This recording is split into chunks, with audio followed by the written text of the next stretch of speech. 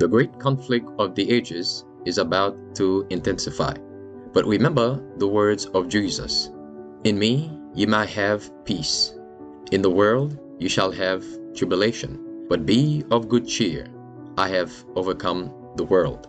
Would you like to know how to exercise courage and fight the good fight of faith? Listen to this devotional.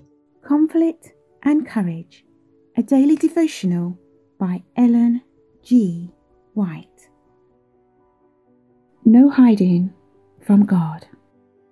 Neither will I be with you any more, except ye destroy the accursed from among you. Joshua 7, verse 12. The sin of one man caused Israel to be beaten before the enemy. Something more than prayer was required. They were to get up and cleanse the camp of Israel. Have you considered why it was that all who were connected with Achan were also subjects of the punishment of God? It was because they had not been trained and educated according to the directions given them in the great standard of the law of God. Achan's parents had educated their son in such a way that he felt free to disobey the word of the Lord. The principles inculcated in his life led him to deal with his children in such a way that they also were corrupt.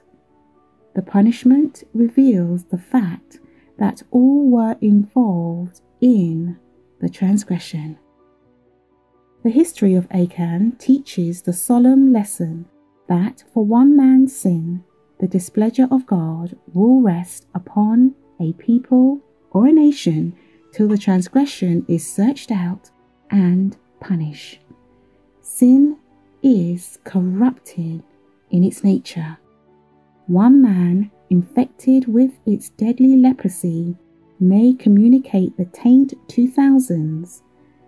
Those who occupy responsible positions as guardians of the people are false to their trust if they do not faithfully search out and reprove sin.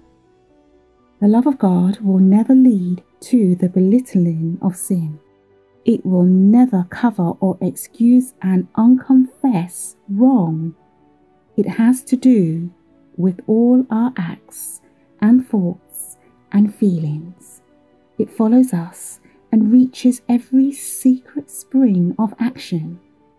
By indulgence in sin, men are led to lightly regard the law of God.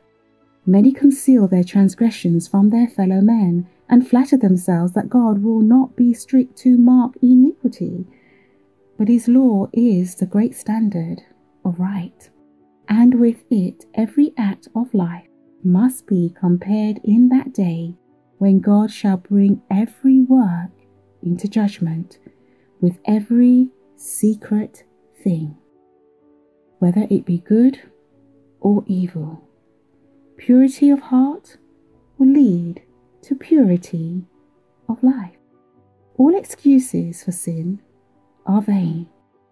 Who can plead for the sinner when God testifies against him?